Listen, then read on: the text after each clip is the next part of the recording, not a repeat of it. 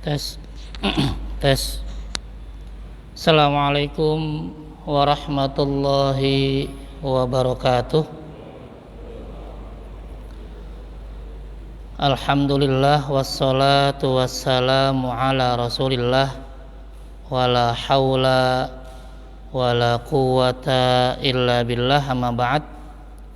Kepada para jamaah salat maghrib berjamaah Masjid At-Taqwa Regensi yang mudah-mudahan senantiasa dimuliakan oleh Allah Subhanahu wa ta'ala. Pertama dan utama, marilah kita panjatkan puji syukur kehadirat-Ilahi Rabbi Allah Subhanahu wa ta'ala. Kemudian salawat serta salam tak lupa kita haturkan kepada baginda Rasulullah sallallahu alaihi wasallam, juga kepada keluarganya, para sahabat, dan kepada seluruh umatnya yang senantiasa istiqomah dalam menjalankan ajaran-ajarannya, dan mudah-mudahan termasuk kita di dalamnya.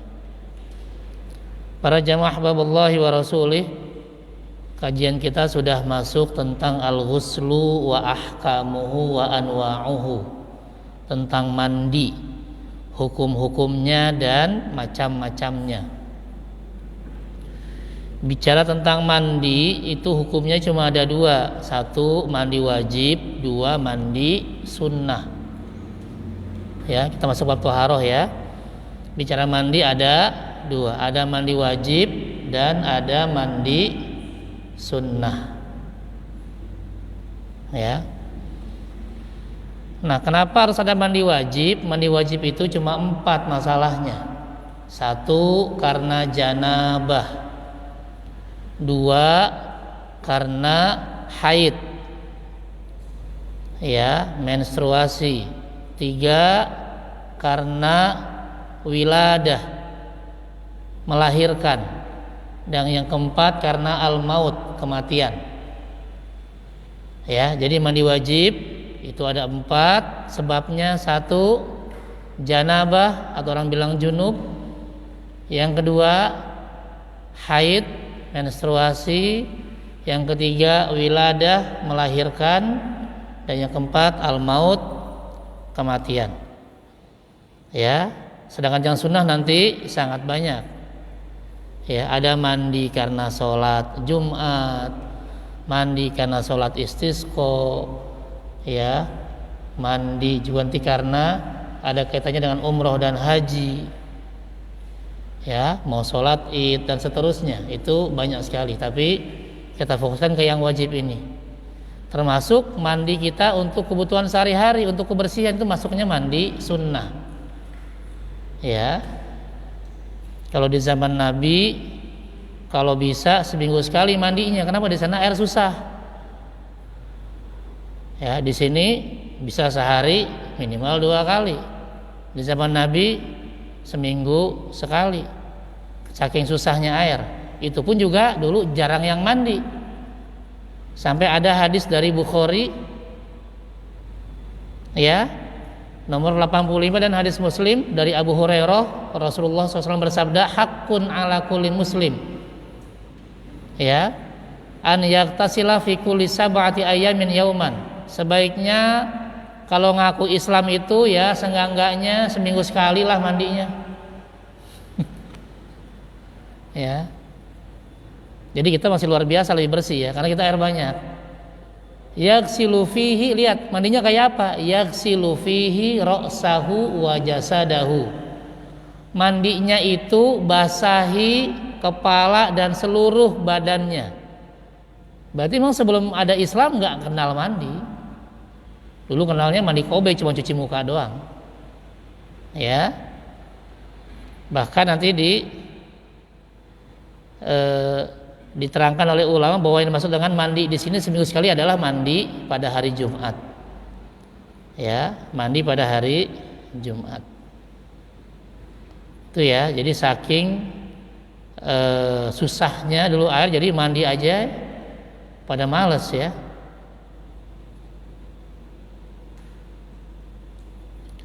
Nah, di antara juga dijelaskan di sini dalam hadis yang lain masih Bukhari Muslim dari Aisyah, kanan nasu ahla amalin, dulu orang pada rajin kerja, walam yakun lahum kufah, tapi nggak punya pembantu, fakana yakunu lahum tafalun, jadi ya mandi keringat basah sehingga ada bau yang tidak nyaman. Sehingga ada yang dikatakan lawik tasaltum yaumal jum'ah, ya seenggak-enggaknya tiap Jumat kayak mandi, jangan sama sekali nggak mandi deh. Makanya dijelaskan bahwa yang maksud dengan pensil ini adalah hari Jumat, ya.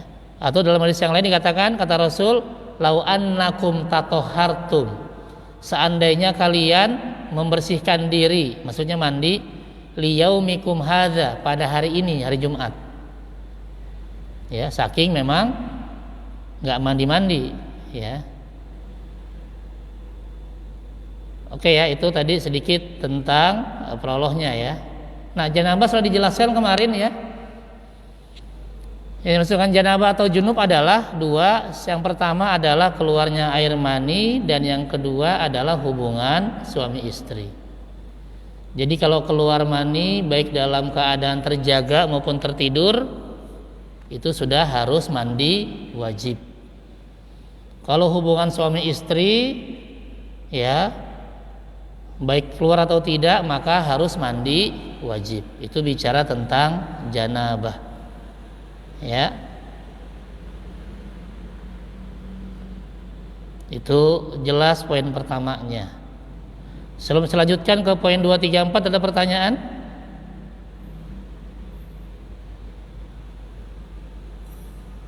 Oke, kalau tidak kita lanjutkan ya. Apa yang diharamkan ketika orang belum mandi wajib sedangkan dia dalam kondisi janabah tadi, keluar mani atau hubungan suami istri? Yang pertama, wa yuhramu bil janabah al umur taliyah. Yang diharamkan pertama as-sholah, nggak boleh sholat fardhon au naflan, baik sholat wajib maupun sholat sunnah nggak boleh, harus mandi dulu, ya. Lagi nanti bulan puasa nih, ya, lebih terbatas lagi hubungan suami istrinya, malam baru bisa. Ya, begitu malam ketiduran capek, bangun-bangun sahur, habis sahur, wah ada waktu nih lumayan, nggak apa-apa silahkan, tapi jangan sampai bablas subuh, ya. Subuh nanti berarti batal ntar puasanya. Tapi kalau dia melakukan hubungan suami istri kemudian ketiduran, bangun-bangun subuh belum mandi wajib, nggak ada masalah. Ya tinggal mandi wajib terus lanjutkan. Jadi boleh masuk dalam keadaan puasa tapi belum mandi wajib, nggak apa-apa. Misalnya mandi wajib, misalnya dia lakukan hubungan suami istri malam-malam, ya, kemudian nggak langsung mandi wajib karena kedinginan, nunggu nanti aja lah pas sahur, ternyata kesiangan nggak sahur, bangun-bangun pas azan subuh, gimana nih? Tetap sah. Yang penting puasanya harus niat. Nah, ini lagi poinnya ya, poinnya lain lagi nih. Ibadah itu yang diantara yang paling penting adalah niatnya. Ya, yang paling penting adalah niatnya. Nah, beda antara ibadah puasa dengan yang lain adalah kata Rasul, man lam yubayyitis siyam atau man lam yubayyitin niyyah fala siyama lahu. Syarat puasa wajib itu niatnya sebelum subuh, di malam hari. Ya, makanya di Indonesia karena sudah pakai mazhab Syafi'i, dan mazhab Syafi'i itu sunnah kalau melafazkan niat, biasanya habis taraweh rame-rame melafazkan niat.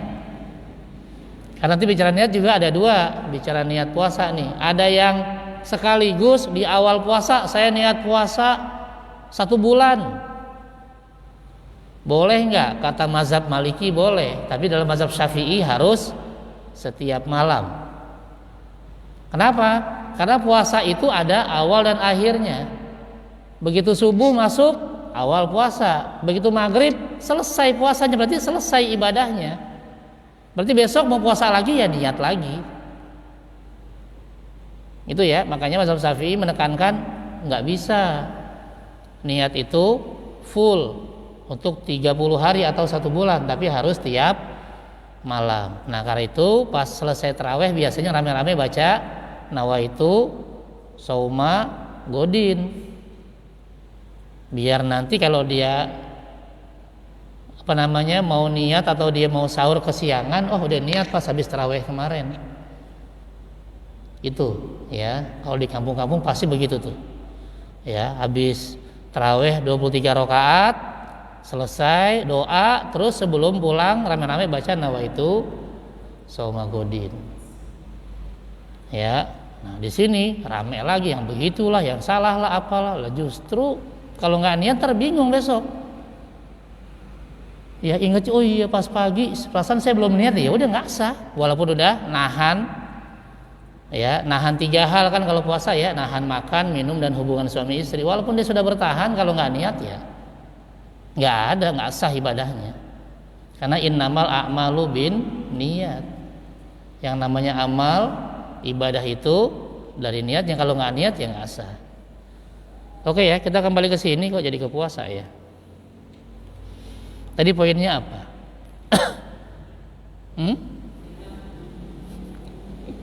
Lupa saya. Oke, bicara sholat tadi ya, sholat ya. Sholat yang nggak boleh adalah sholat wajib dan sholat sunnah. Itu kalau belum mandi wajib ya, junub. Yang kedua yang nggak boleh adalah al-mukthu fil masjid wal julusu fihi. Berdiam lama di masjid nggak boleh. Ya, kalau masih junub, masih janabah, jangan diem di masjid. Tapi kalau sekedar lewat boleh. Ya, nanti bahasa ayatnya wala junuban illa abiri sabilin. Ya, junub nggak boleh kecuali sekedar jalan. Misalnya mau ngambil sejadah, nggak apa-apa. Kalau kondisi junub belum mandi wajib. Ya. Lalu dikuatkan oleh hadis riwayat Abu Daud, dikatakan la uhillul masjid. Saya tidak menghalalkan masjid li haidin, untuk orang yang sedang haid, wala li junubin, dan orang yang junub. Tadi ya junub ya, keluar mani atau hubungan suami istri dan belum mandi wajib. Gitu ya. Nah, dikatakan nggak boleh ini maksudnya al-mukthu, berdiam lama di masjid. Tapi kalau sekedar lewat nggak apa-apa. Yang ketiga yang dilarang buat orang yang janabah adalah at-tawaf haulal Ka'bah. Ya, tawaf di Ka'bah nggak boleh, baik tawaf wajib maupun tawaf sunnah. Karena jelas dalam hadis riwayat Imam Hakim dikatakan at-tawafu bil baiti salatun. Tawaf mengelilingi Ka'bah itu seperti salat. Illa bedanya adalah annallaha ahallalakum fihil kalam. Bedanya kalau tawaf boleh ngomong, itu aja. Baru dijelaskan sama Rasul, faman takallama fala yatakallam illa bi khair.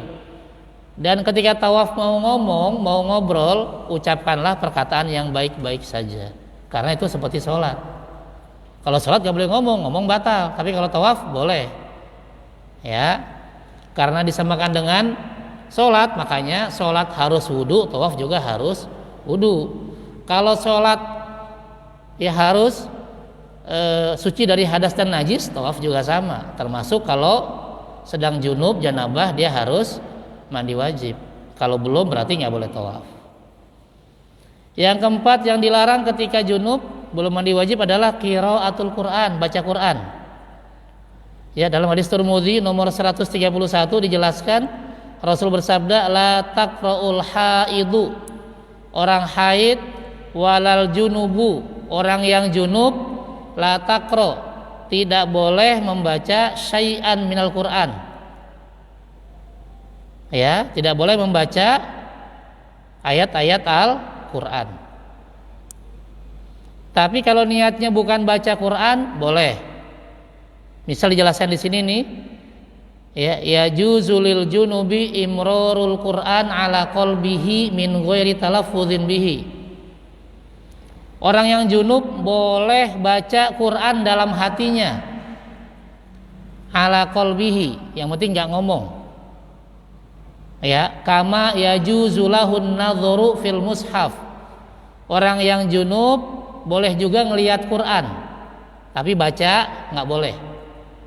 Kalau baca dalam hati boleh. Terus boleh nggak baca Quran dengan niat yang lain? Boleh. Nih niatnya nih. Wa yajuzu lahu qiraatu adzkaril Quran. Boleh membaca ayat-ayat Quran biqasdidz dzikri, kalau tujuannya hanya untuk zikir.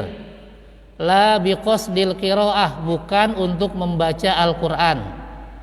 Contoh, ada orang baca Rabbana atina fid dunya hasanah wa fil akhirati hasanah wa qina adzabannar.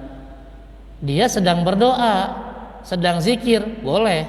Tapi yang dibaca tadi itu ada dalam surat Al-Baqarah ayat 201. Tujuan dia sedang doa, sedang zikir, bukan sedang baca Quran. Boleh. Ya. Tadi untuk doa. Atau ada yang membaca subhanalladzi sakhkhara lana hadza wa ma kunna lahu muqrinin.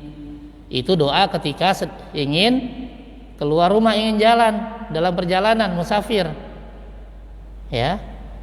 Sedangkan yang dibaca tadi ada dalam surat Az-Zukhruf ayat 13, ada dalam Quran, tapi tujuan dia baca adalah untuk doa karena dia mau perjalanan, mau musafir. Itu boleh, karena bukan duduk kemudian fokus baca Quran, bukan. Kebetulan doa yang dia baca ada dalam Al-Quran. Gitu ya. Kalau cuma sekedar buat zikir, sekedar buat doa walaupun ada dalam Al-Quran, boleh. Tapi kalau niatnya memang buat baca Quran, junub nggak boleh. Yang kelima, yang dilarang bagi yang junub adalah masul mushaf, memegang Quran, wa hamluhu, membawa Quran, yaitu tidak boleh. Ya, la yamassuhu illal mutahharun, di surat Al-Waqiah 79, tidak boleh menyentuh Al-Quran kecuali hamba-hamba yang disucikan. Dan dikuatkan oleh hadis Nabi dalam riwayat Ad-Darqutni, la yamassul Qur'ana illa tahirun, tidak boleh menyentuh Al-Quran kecuali yang tohir. Tohir artinya toharoh. Toharoh artinya yang bersuci baik dari hadas dan najis. Tapi kalau yang junub ini dia bawa tas atau dia kantongin Qur'annya, masukkan ke saku baju, nggak apa-apa. Ya, karena dia nggak pegang langsung, gitu ya. Tapi kalau dia pegang langsung tidak boleh. Termasuk kalau Quran itu Quran tafsir, lebih banyak tafsirnya, boleh dia pegang karena ya di situ tafsirnya lebih banyak, bukan Qurannya, bukan teks ayatnya, gitu ya. Itu bicara tentang janabah. Ada pertanyaan silahkan. Ya.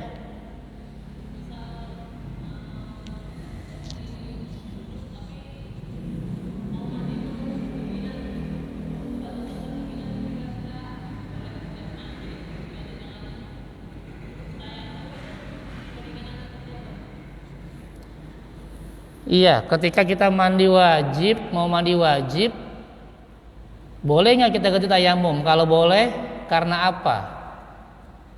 Ya, wudu atau mandi, biasanya kita nggak bisa wudu, nggak bisa mandi, lalu diganti dengan tayamum, itu ada beberapa hal. Pertama, karena airnya nggak ada.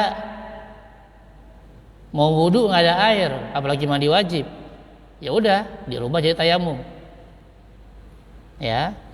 Yang kedua, lihat waktunya.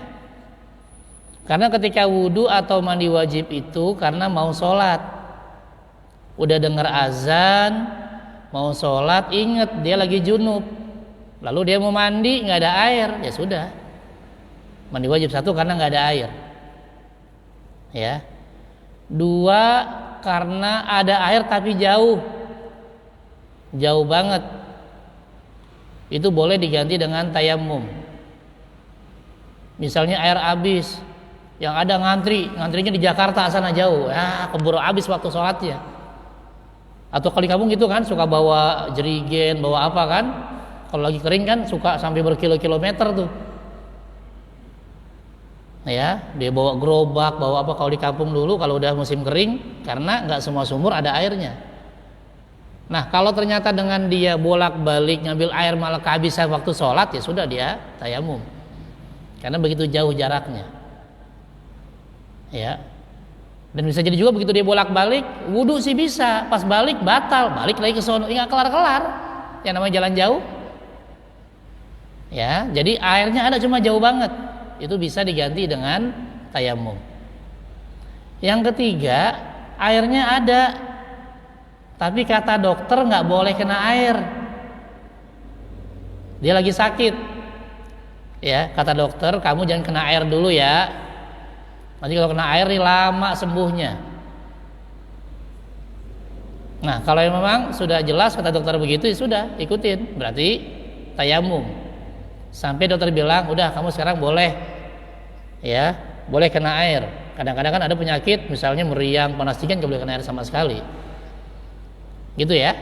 Jadi ada 3, 1 karena sama sekali nggak ada air, 2 ada air tapi jauh banget, ya. Yang kalau kita bolak-balik malah habis waktu sholatnya. Dan yang ketiga karena sakit dan nggak boleh kena air kata dokter. Itu ya, itu yang membuat kita bisa beralih dari wudu atau mandi wajib ke tayamum. Oke? Ada yang lain silakan. Iya.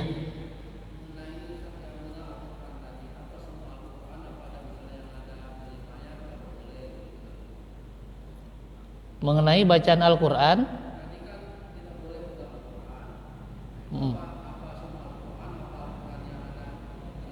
oh iya, yang nggak boleh pegang Quran itu yang memang kalau dilihat mayoritas isinya Quran. Ya, gimana kalau Quran ada terjemahnya atau Quran ada tafsir bahasa Arabnya? Tergantung lihat. Ayat dengan terjemahnya banyakan mana? Kalau masih banyakan Quran nggak boleh. Tapi kalau banyakan terjemahnya boleh. Kan kadang ada tuh Quran yang 3 in 1 lah, yang 15 in 1. Jadi banyak, begitu kita buka Quran nanti di sini ada Quran, ada terjemahnya, sebelahnya ada terjemahnya lagi. Itu berarti kan memang lebih banyak terjemahnya. Saya pernah lihat ada yang 2-3 in 1. Jadi banyak banget itu isinya Quran. Ya, terjemah Depak, terjemah lagi dari mana, ada lagi terjemah, ada lagi tafsiran apa. Ya, jadi ayatnya cuma ada di sebelah kanan, sebelah lalu sedikit diambil sama terjemah, sebelah kiri khusus terjemah-terjemah yang lain. Nah, kalau yang kayak gitu berarti kan ayat dengan terjemah lebih banyak terjemahnya. Kalau jumlah terjemahnya lebih dari 50%, boleh dipegang Qur'annya, karena itu sudah dianggap bukan lagi Qur'an tapi terjemah Al-Qur'an, termasuk tafsir. Kalau jumlah ayat dengan penafsirannya lebih banyak tafsirnya, boleh dipegang, karena saat itu dia lebih banyak penafsirannya dibanding ayatnya.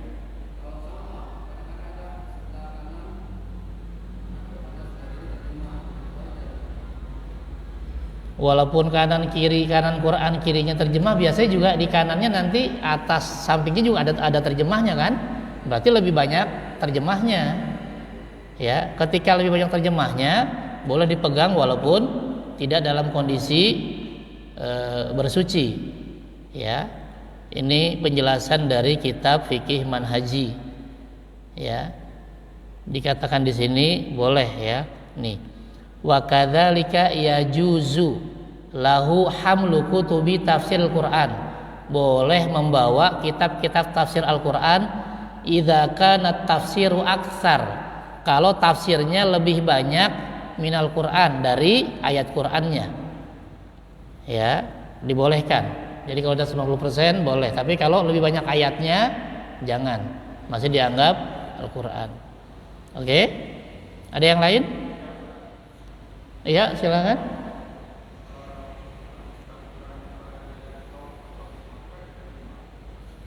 Nah, Al-Quran yang di handphone gimana? Ya, apakah disamakan? Ini kan kertasnya nggak ada, ya. Terus kita baca Quran gimana? Ini kan bukan Quran lah, ya. Cuma kebetulan ada Qurannya di sana. Cuma lebih aman, ya sebaiknya kita berwudu saja. Karena kan juga ada yang mengatakan bahwa wudu itu wajib ketika pegang Quran, ada yang mengatakan sunnah ya, walaupun mayoritas mengatakan wajib. Lebih amannya ya sudah tetap kita berwudu baru baca Quran walaupun Qurannya ada di HP. Ya, lebih aman. Gitu ya. Oke. Yang lain?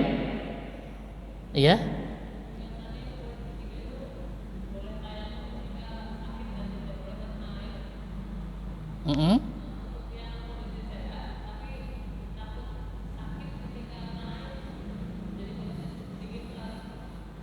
Kalau kita sehat lalu takut kalau kena air jadi sakit, dilihat dulu takutnya memang benar-benar takut atau cuma males. Kadang-kadang kan cuma bilang takut doang, padahal sebenarnya males.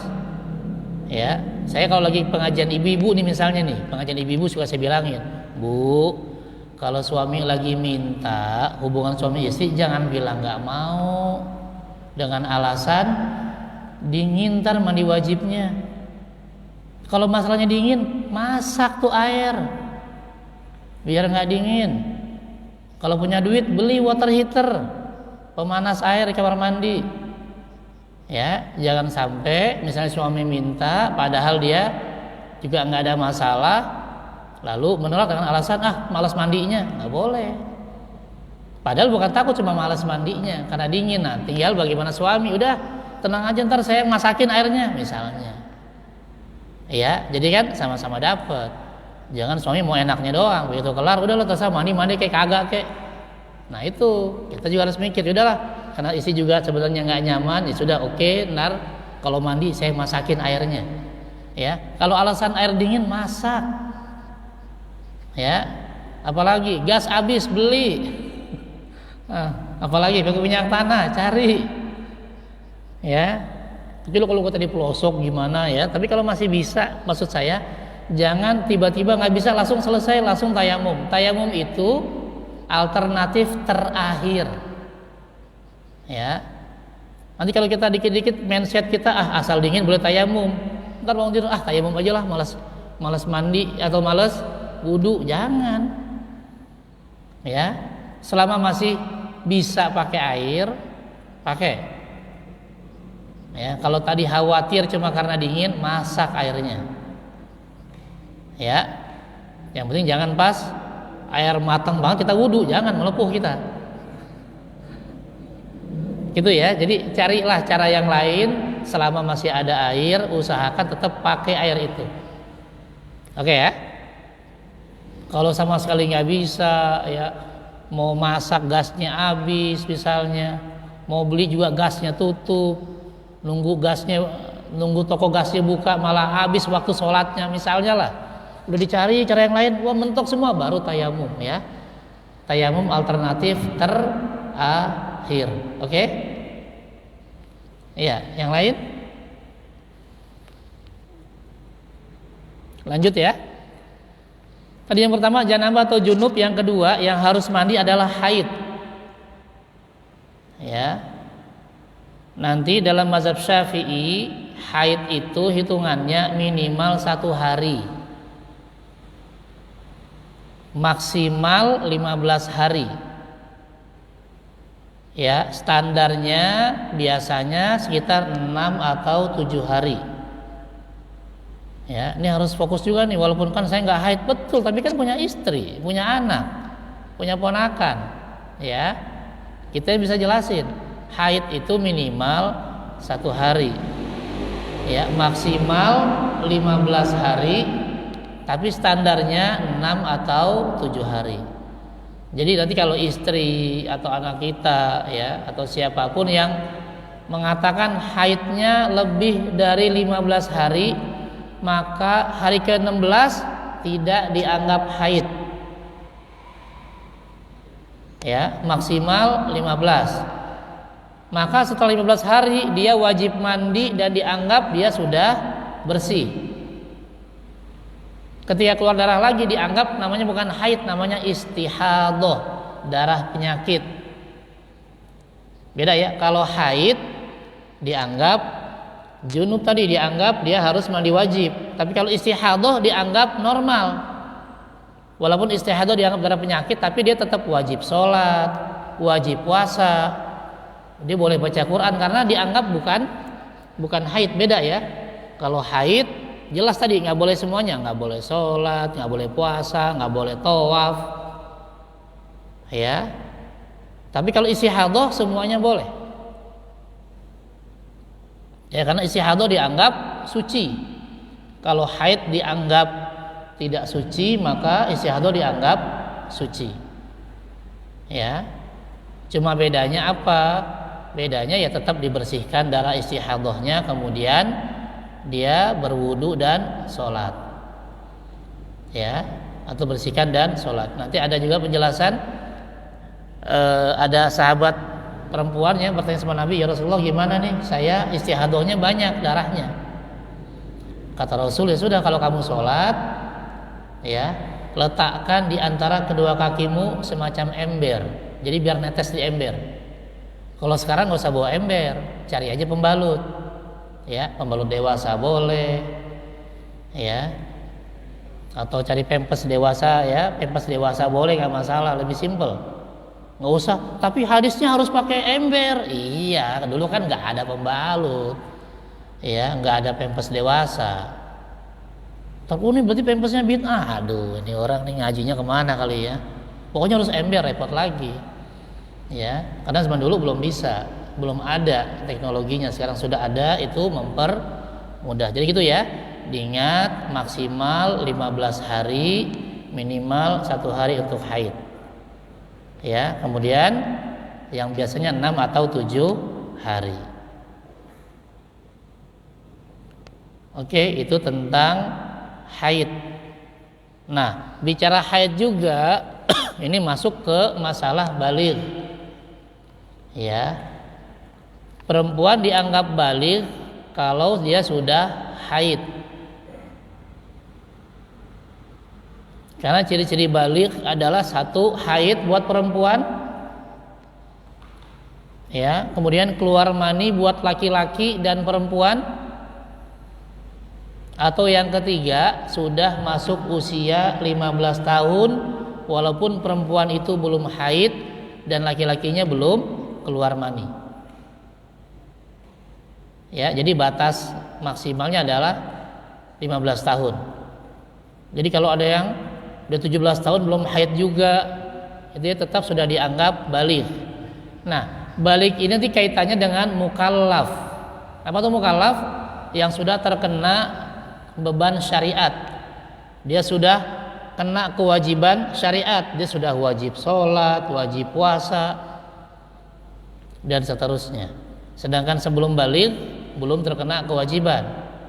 Makanya nanti kalau ada anak yang meninggal belum baligh, nggak punya dosa dia karena belum kena kewajiban. Ya, yang repot kayak kita ini, bukan cuma baligh, udah bolak-balik. Ya, gitu ya. Jadi itu kewajibannya, ya, dimulai dari baligh. Oke, ada pertanyaan?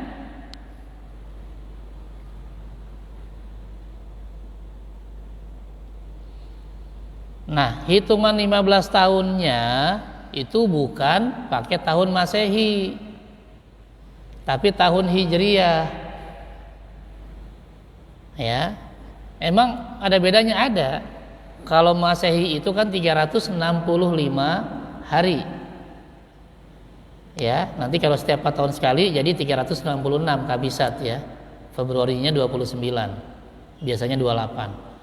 Kalau Qomariyah atau tahun Hijriyah, total 1 tahunnya itu 354 hari. Beda 11 hari. Lebih banyak yang Masehi. Jadi kadang kalau kita ditanya umur kita, beda. Umur Masehi dengan umur Hijriyah beda. Bisa jadi umur Masehi 41, umur Hijriyah udah 42. Karena tadi setiap tahun nambah 11 kali berapa puluh tahun kan, udah nambah lagi tahunnya. Coba yang 40 tahun, 40 kali 11 berapa? 440 ya? Ya kan? Berarti sudah lebih itu, lebih setahun lagi. Umurnya 40 tahun Masehi, Hijriah udah bisa 41, 42. Ya kan?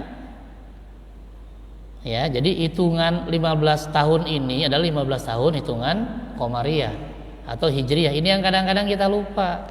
Karena Islam pakainya Hijriah bukan Masehi. Termasuk nanti zakat pakainya Hijriah.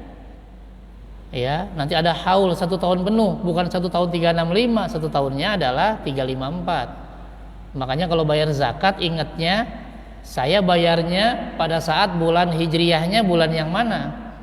Bukan Masehinya. Pokoknya saya bayar zakat setiap tanggal 1 Januari, salah. Saya bayar zakat tiap 1 Ramadan, itu baru benar. Ya, kenapa? Karena kelebihan 11 hari, nggak boleh. Ya, nggak boleh. Ya, jadi yang kita ingat adalah Hijriahnya. Jangan-jangan kalau ditanya kapan lahirnya, ingatnya Masehinya nih, Hijriahnya nggak tahu. Ya, udahlah buka aplikasinya, ingetin jangan cuma Masehinya doang. Saya lahir tahun sekian Masehi, tahun Hijriahnya berapa nggak tahu. Wah, ini yang repot. Ya, ngakunya Islam, Hijriahnya lupa. Jangankan tahun Hijriah, disuruh sebutin bulan-bulan Hijriah nggak apa lagi nanti. Ya, jangan, harus kita ingat ya. Oke, ada pertanyaan? Iya, silakan. Nabi Muhammad kenapa? Meninggalnya usia 63 tahun ya. Pakai Hijriyah. Ya, pakai Hijriyah. Rasul meninggal itu 12 Rabiul Awal tahun 11 Hijriyah. Ya, Hijriyah dimulai ketika Rasul hijrah ke Madinah. Lahirnya kan tahun gajah, dihitungnya 40 terus tambah 13. Ya, 13 kenabian juga dihitungnya semua pakai Hijriyah. Ya. Yang repot ini kita. Jadi kita harus tahu juga. Jangan kita maksa anak-anak biar hafal, kitanya kagak hafal lagi. Oke ya. Ada pertanyaan yang lain silahkan.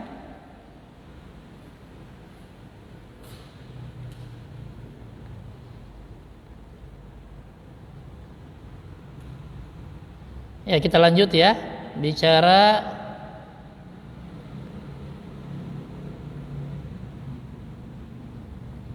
ya, apa yang diharamkan ketika sedang haid, sama seperti yang tadi janabah ya. Salat, baca Quran, pegang Quran, ya, berlama-lama di masjid, kalau sekedar lewat boleh. Ya. Mana dalilnya? Ini ada hadis dari Aisyah. Rasul pernah menyuruh Aisyah buat ambil sejadah. Nawilini al-khumroh minal masjid. Aisyah, tolong ambil sejadah dong di masjid. Apa kata Aisyah? Qultu inni haid, ya Rasul saya sedang haid. Apa kata Rasul? Inna haidotaki laisat fi yadiki.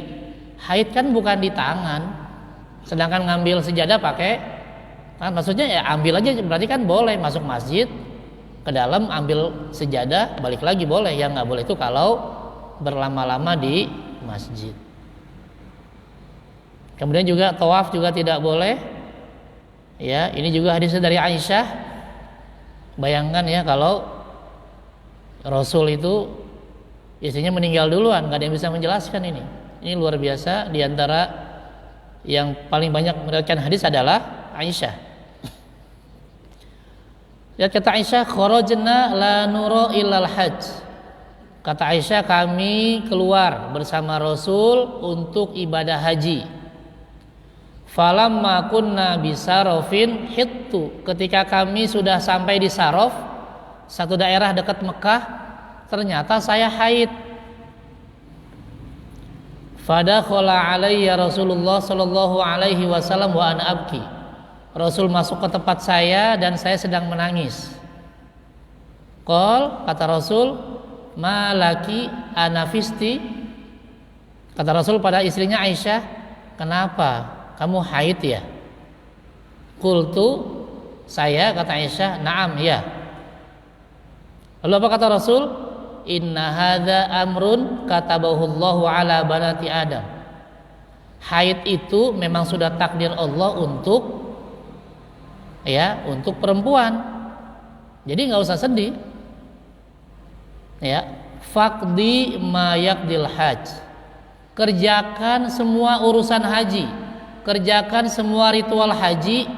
Ghairu an la tatufi bil bait. Tapi jangan tawaf. Ya, di sini jelas berarti kalau sedang haid nggak boleh tawaf. Silakan kerjakan apapun, mau sa'i, mau lontar jumroh, apapun semua silakan. Wukuf dan seterusnya. Ya, tapi jangan tawaf. Tawafnya kapan? Nunggu haidnya selesai. Ya. Kita lihat bagaimana Rasul begitu lembut kepada istrinya, nggak dimarahin, nggak diomelin, ya udah, tenang, kalem, sabar, ya udah, tetap jalankan hajinya, kerjakan semuanya, yang penting jangan tawaf dulu ya, luar biasa, ya. Sehingga dari sini juga ulama mengambil kesimpulan haid nggak boleh tawaf, ya. Oke, ada pertanyaan? Ya, bingung juga mau nanya apa ya. Orang nggak ada yang haid di sini.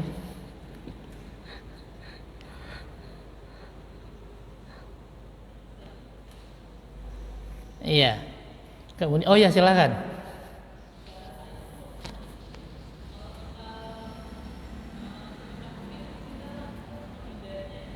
Kalau kita apa?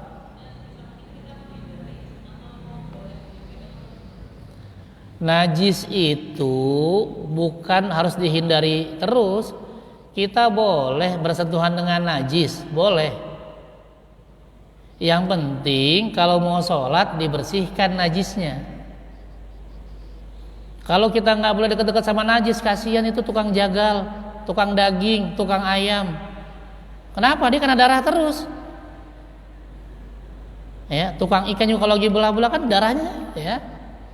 Maksudnya kalau ikan Malaya itu kan binatang laut. Tapi kalau kayak tukang ayam, tukang daging, ya.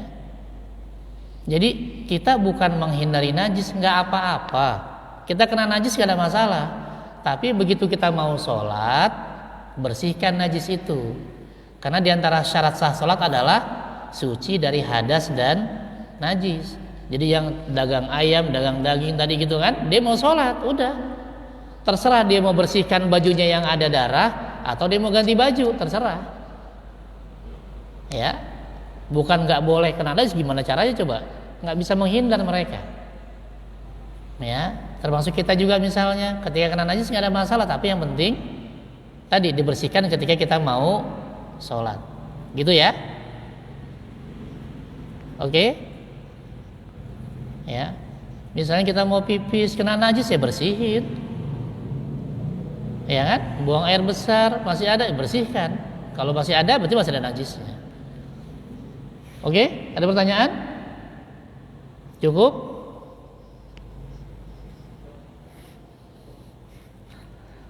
Oke ya. Ya kalau cukup, karena ini pertemuan Sya'ban terakhir ya. Kayaknya kita minggu besok sudah mulai awal puasa. Saya juga selaku yang berceramah di sini, mohon maaf kalau ada kata-kata yang keliru, kata-kata yang salah, ya, mohon dimaafkan karena kita mau masuk bulan Ramadan. Mudah-mudahan Ramadan tahun ini menjadi Ramadan yang terbaik, ya.